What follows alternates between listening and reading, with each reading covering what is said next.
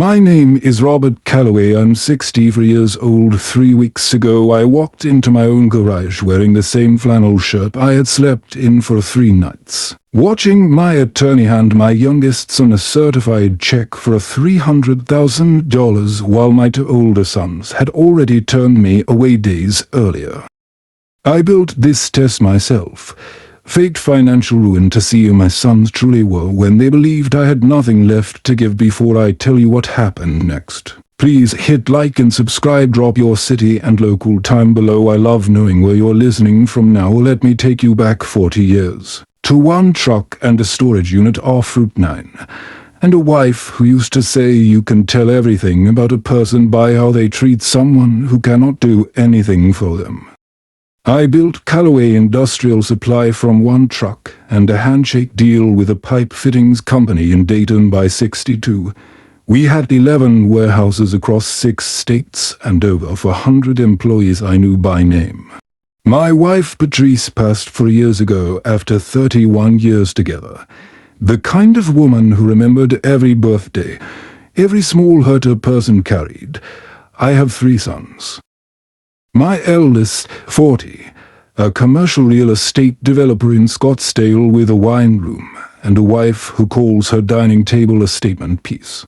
My middle son, 37, works in finance in Charlotte, calls me once a month for about 8 minutes exactly. My youngest, 33, lives 40 minutes away in Millhaven, a diesel mechanic married to a woman whose green bean casserole I would drive through a hurricane for. I paid for all 3 of their educations, helped with down payments and loans, everything a father does when he has the means. But somewhere along the way, without me fully noticing, the relationship began to feel like a ledger rather than something built on being known. The year after Patrice died, I had a health scare that turned out to be nothing. When I finally told my sons, my eldest's first question was whether I had updated my estate documents. My middle son responded like he was issuing a press release. My youngest drove over that same evening and sat with me on the porch until midnight, saying little, simply being there.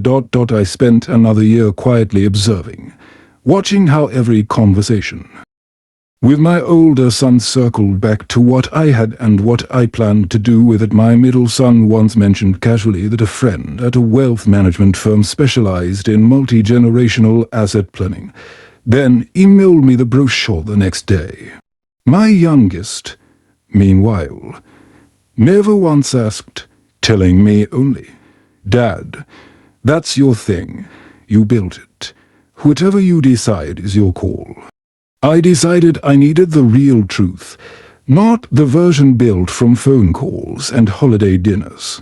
I spent 2 months with my attorney of 20 years, restructuring paperwork to make the company appear on the verge of collapse, loans called in, a bad expansion gone wrong, lawsuits pending.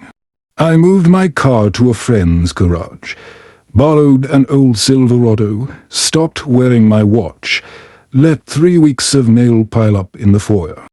I drove to Scottsdale first. My eldest read the fake document slowly, his expression shifting from confusion to calculation, then suggested I call the Small Business Administration. He offered me a glass of water. No dinner, though I could smell something cooking at 6 in the evening. His 7-year-old daughter climbed into my lap to show me a horse drawing. None of this was her fault. The next morning I drove to Charlotte. My middle son asked specific questions about liquid assets and property liens, the kind of questions people ask when calculating what might still be accessible, before suggesting I look into a reverse mortgage. I am 64 years old. He suggested a reverse mortgage.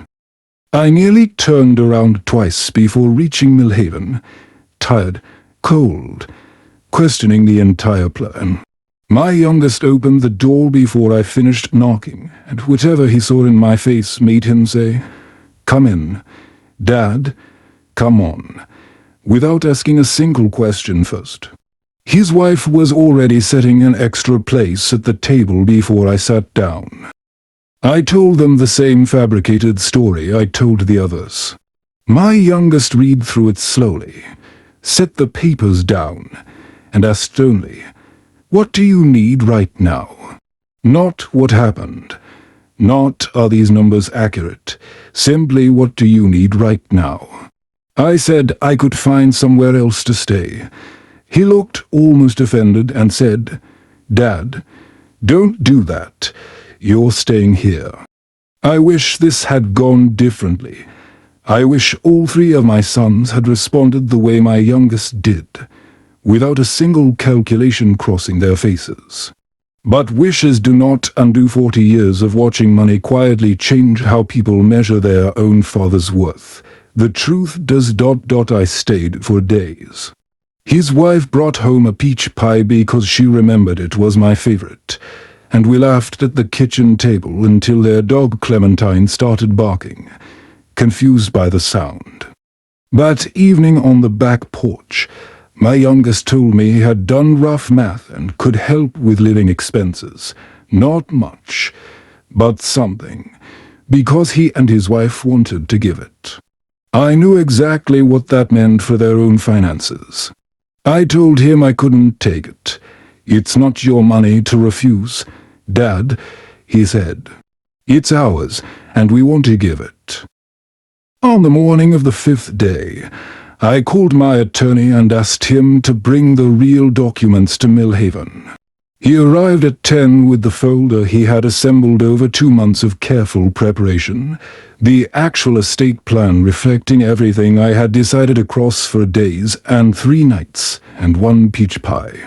I sat my youngest and his wife down at their kitchen table, their dog resting her head on my shoe, and told them the entire truth, the fabricated ruin, Scottsdale, Charlotte, the real reason I had come to their door first pretending to have nothing left. My youngest moved through surprise, confusion, something like hurt, then something quieter entirely. The company was fine. I was not broke the majority controlling interest, the property, the primary trust. All named to my youngest son and his wife as principal beneficiaries. The certified check for $300,000 sat between us, Dad. "You don't have to." He said, "I know I don't have to." I told him that's the point. His wife placed her hand over both of ours and said firmly, "We're keeping it." My attorney called my eldest while still at that table. There was a long silence, several questions, then the call ended. My middle son called me that evening, the conversation lasting considerably longer than 8 minutes, saying things I believe he meant, though I could not yet tell if they came from genuine reflection or simple fear. Some things cannot be undone. You cannot unknow what someone reveals when they believe the cost of caring has become too high, but you can decide what to do with what you have learned, and whether what you saw was the whole person or only one frightened moment. I am still deciding. And I suspect I will be for some time. My youngest son and his wife told me quietly, the night before I left, that they are expecting their first child in the spring. I was honored to be the first to know. Patrice used to say you can tell everything about a person by how they treat someone who cannot do anything for them. I always understood that as simple kindness towards strangers. I understand now she meant something far closer to home, that the truest measure of my own sons would only ever surface the moment they believed I had nothing left to offer. My eldest and middle sons remain in my life and in my estate plan, though considerably reduced from what they once assumed was guaranteed. My youngest and his wife are preparing for their first child, and for the responsibility of everything I spent 40 years building. As for me, I drove home to a house that felt less empty than it had in years. I think about Patrice every time I watch that dog settle at my youngest son's feet, and I think, The people who show up when they believe there is nothing left to gain are usually the only ones who are ever truly there for you at all. If you have ever had to discover who your family really was once the money disappeared, even briefly, I want to hear your story. Tell me in the comments, and if this one moved you, subscribe to Dad's Revenge Tales. There is more where this came from.